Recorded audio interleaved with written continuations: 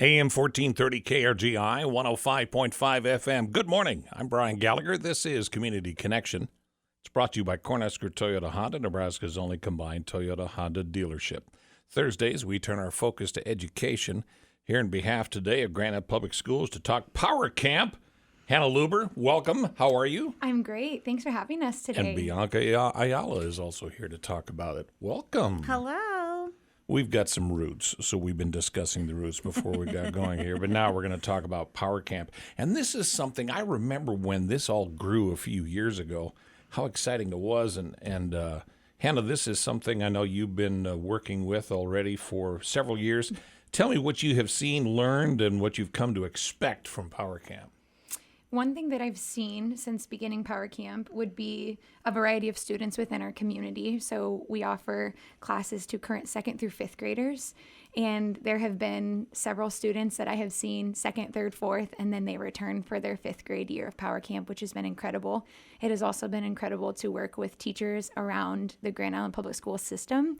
So I can teach alongside them or watch them teach in action for whatever class they have planned to teach.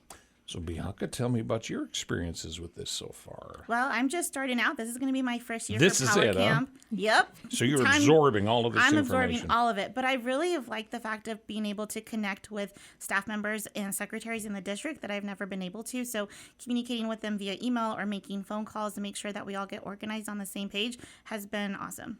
Sounds like you got your plan laid out. We can just For those who don't know about Power Camp, let's explain first what it is. What's it all about?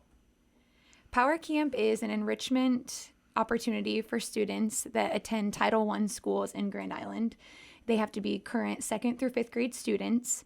It's Monday through Thursday for the month of June from 12:30 to 3:30. So the students come Monday through Wednesday. They rotate through 3 different classes, and then every Thursday we host community members for we're calling it a staycation. Mm-hmm. We bring in the field trip, and then the next week they rotate through 3 different classes, have a different field trip, quote unquote, on Thursday, and then so on for 4 straight weeks.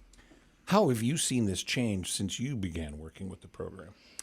One of the biggest changes that I have seen would be the variety of classes that we offer.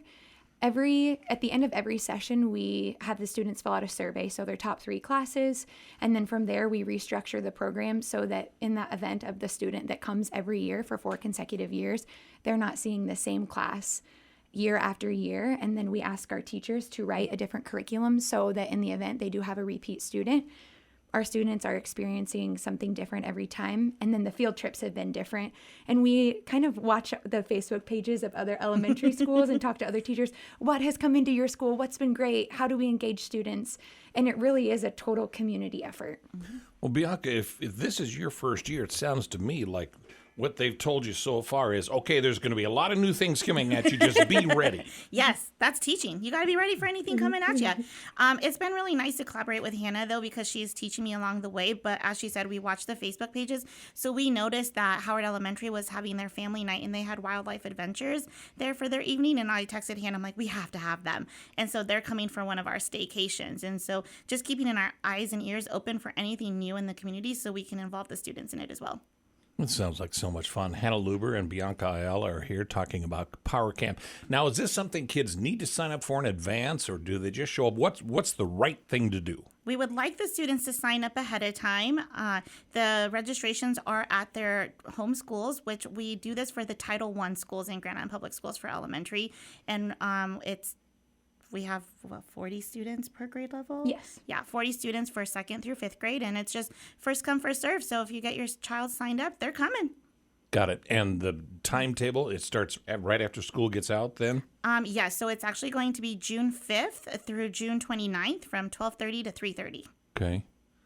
Is there any expense involved in this? Nope, it's free. And also the students, we have buses for them so they can just go to their home school. And then we have bus riders that will ride with them and drive them over to Starr. And then when we are done, they'll get on the bus and ride back to their home school, and then they can be picked up there. This sounds so cool. And I see smiles on both of you, so I think both of you are kind of going, yeah, we can't wait to get going. Let's We do are this. pretty excited, yes. Yeah, this is really neat. Have you had people come by and just watch? I mean, parents or guardians or relatives or things like that? Or is this something that it's so busy the kids say, no, this is our time. Stay away. We don't want you here. That is a great question, actually. I've never really thought about that. We have not had a lot of outside parents or guardians come in and observe throughout the day. We've had our Grand Island Public Schools marketing department come in and take pictures and put pictures on our social media and the news and things like that. But it really is, once they start at 12:30, it is go, go, go until 3:30, and then most of them ride their buses to their home school. So maybe it's good that you don't have, because if someone said, excuse me, I have a question. Well, I'll get back to you, but it'll be about 3:30. Yeah. We're a little busy. Exactly. All right. It's called Power Camp. It's through Grand Island Public Schools. Now, the registration's going on now, and the kids do that at their own elementary schools, but it'll start in June, basically go through the end of June, and it's something that if you have a kid that just likes being busy, that loves learning, that wants to stay involved in things, this might be an ideal situation. And if they've done it before, chances are they're saying, I want to go back. absolutely. Yes, definitely. And if parents are worried that their students are getting too much, because summer school is in the morning, so we try to offset our times. That way students can attend both of them.